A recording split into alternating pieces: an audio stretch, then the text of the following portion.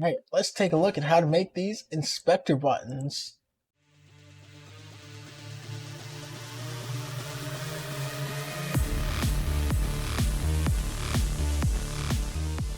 Alright, so the keen-eyed among you, I need to go ahead and save my script real quick. And that should get rid of my button. There we go. So we're back to normal. The keen eyes among you that have seen the other videos may notice that we are using the map generator project that we did a few weeks ago now.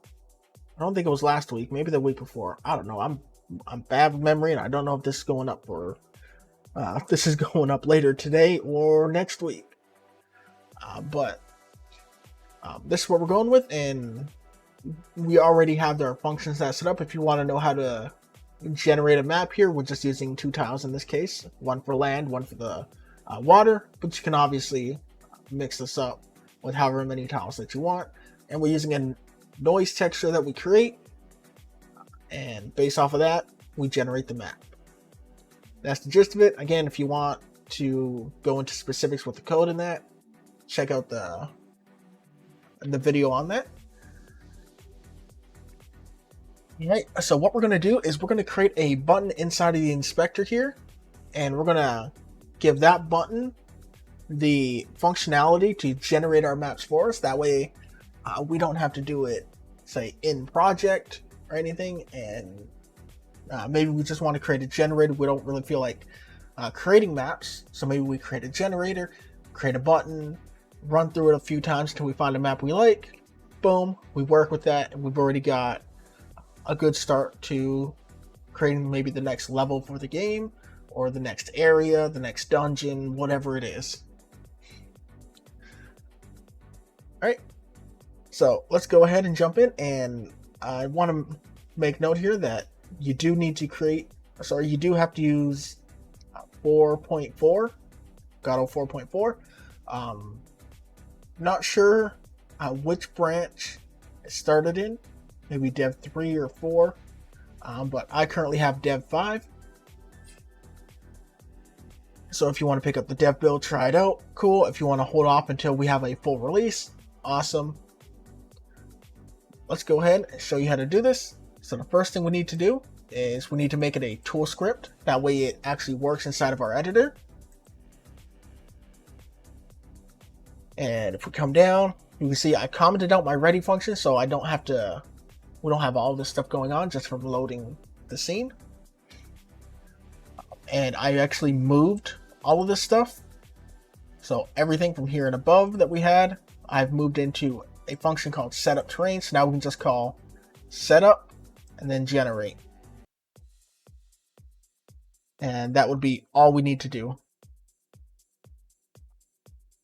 right, now, how do we actually create this? How do we create these buttons? Well, I'm going to go ahead and remove this ready function for us. So how do we create these buttons? Well, we have a new keyword to use. So remember, you need to have @tool at the top. And here we'll go ahead and we just go export. And we should start seeing custom. Well, it's a button. There it is, export tool button, not custom button. We need to give it some text. So I'm going to give it a string of generate map. And if you wanted to, you can go ahead and pass in an icon as a second argument, if that's what you wish. I don't have any icons, so I'm just going to leave it as the default icon. I'm going to hit enter and drop down to the next line below, and this is important. It has to be the very next line. I'm just going to call it var C. It doesn't really matter what you call it.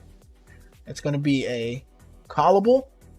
So we'll set this to equal to some kind of function here. Now, if I come in here, I could probably come in here, right, and just set it as setup terrain. That would probably work. But since I want to call multiple functions, I could always create a function that has both of these inside of it. But I'm just going to do it in the form of a lambda for this. So func colon and have whatever it is I want, which is going to be setup terrain and then generate terrain. Right? So export tool button, give it some text, optionally add an icon. And there are some icons you could use because you see here we're actually using a string for that. We'll take a look at that in a moment.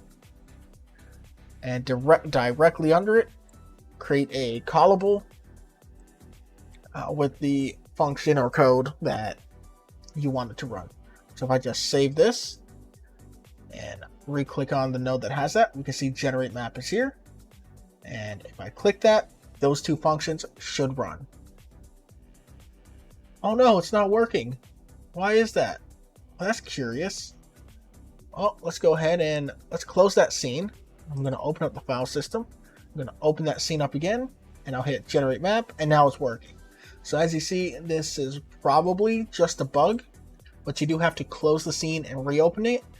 Hopefully, by the time this releases, this isn't going to exist, and we can just start using the button immediately. But if your button doesn't work, that's why.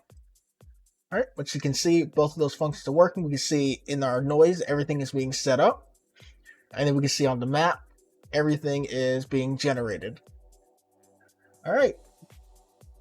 All right, so let's take a look at these icons. So I could come in here, and for the second argument, we can see by default, it does have an icon here, and that icon is just signifying that it is a callable, which of course, it kind of has to be, otherwise the button's not going to do anything. But we can go ahead and we can just pass in something such as, let's say, do a mesh instance 3D. Just because we're crazy, we'll pass that in. And of course, we'll close that scene and reopen it. And now we can see on our button, we have that mesh instance 3D icon. And you'll notice the icons that are being used are the same ones that are on, or the one that's representing the nodes. So something that would be more fitting for us would be to pass in the tile map layer, or maybe even just the tile map if that still exists. Save that. I'm going to close that scene, reopen it, and we take a look. Now it's got the tile map layer icon. So there's how you can add the icons into that, and I'm pretty sure you can pass in custom icons as well for that. Alright, so I was taking a look real quick, and I don't see a way to add a custom image here for your icon, at least directly into the export here. So you'll just have to stick with the default ones that are built in. Maybe I'm missing something, but if I try to load an image in there, I just get a broken icon put there, which, I mean, it's something, right? But anyways, that's it. That's how you can create custom tool buttons in the inspector, and how you can set them up to create some kind of cool functionality that you want to have. Alright, that's it. Take care. Have yourselves a good one. I'll see you guys in the next video. And remember, you can always leave a comment down below of what it is you want to see some point in the future. And who knows, maybe that'll be the next video or the one after that. Alright, take care. Have yourselves a good one.